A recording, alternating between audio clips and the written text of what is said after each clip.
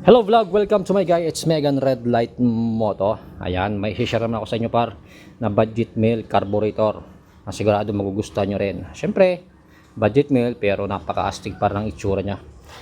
So ito na po yung ating bagong budget meal, Canada Racing Carburetor, High Performance Carburetor. Tingnan nyo par kung gaano kapulido at kaganda yung carburetor na ito, diba? Premium, napaka premium ng pakagawa par. So 28mm lang po ito. Ayan, may kita 28mm lang po siya. Napakaganda nito, especially sa mga stock yung makina, ano po. Ayan, budget meal lang yan par, pero sure ako par ang maganda ang magiging performance nito sa motor natin. Syempre flat carb yan, basic na basic yan par, basic na basic tunuhin. Ayan, sa tatanong naman kung asan yung 28mm carb natin na class A, ayan po. Ang problema, hindi ko siya magamit ngayon kasi nga napunit na po yung aking original manifold, diba? Sabi ko sa inyo, ang bilis mapunit sa akin ng original, kahit original. Yan, siguro dahil sa clamp. Kaya kung gamit kayo ng manifold ng ito, gamitin nyo is original na clamp.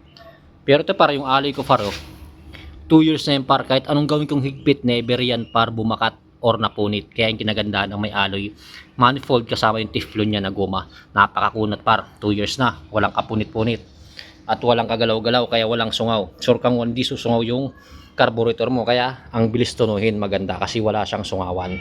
Ayan po, ano, kasi baka sabihin nyo sinilstock ko lang kayo kaya nagpapalit ako. Hindi po, nakita nyo yung performance sa motor ko, di ba? Sumasagad po ako ng takbo gamit lang yung class A na ito. Isipin nyo, naka 66mm tayo tapos 28mm lang na class A yung gamit natin, pero sumasagad ng takbo. At least nakikita nyo yung performance na sa mga nagsasabi na pangit ito, kayo na mag-decide kung pangit nga sa naging takbo sa motor ko na sumasagad siya, di ba?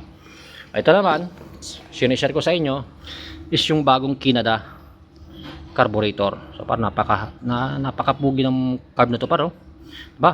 Sa mga naka 150cc dyan, 125cc na carburetor, ito par, napakaganda par. Ayan, siyempre maganda rin yung review nito par, marami ako nakita magandang review. May kasama rin tong jettings tsaka sticker, ayan Canada. At yan, siyempre sa mga tatanong, may kasama sang jettings.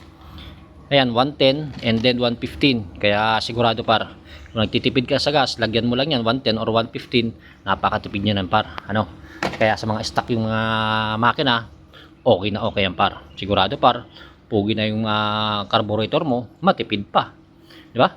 So ayan par, so wait nyo lang, maikabit ko to kasi hinihintay ko pa yung aking in order na bagong alloy manifold na 28mm, kasi yung 28mm saktong sakto to sa cylinder head natin, yung paka-port. Kasi yung 30mm ko par, medyo malaki na par, medyo malaki ng konti ng 1mm siguro sa butas ng cylinder head natin. Kaya mas maganda sana is yung saktong sakto para yung higop ng piston natin sa carb is maganda, wala siyang sungaw. Pero okay naman siya, wala namang problema, okay naman yung takbo niya. Pero mas magaganda pa yan kung sakto talaga yung butas ng manifold natin sa carburetor natin, para yung sanction ng piston sa carburetor is talagang solid na solid. Paro, napakasulit paro. Ayan, at hindi rin siya mahirap tunuhin. Marami akong nakita ng videos is hindi siya mahirap tunuhin, napakadali lang. Alright, hintayin nyo na makabit and then tingnan natin yung performance sa motor natin na naka 66mm, yung ating 28mm lang na carburetor na to, which is Canada. Alright, napakapugi par, order ka na par, lagay natin dyan si link at napakasulit Right.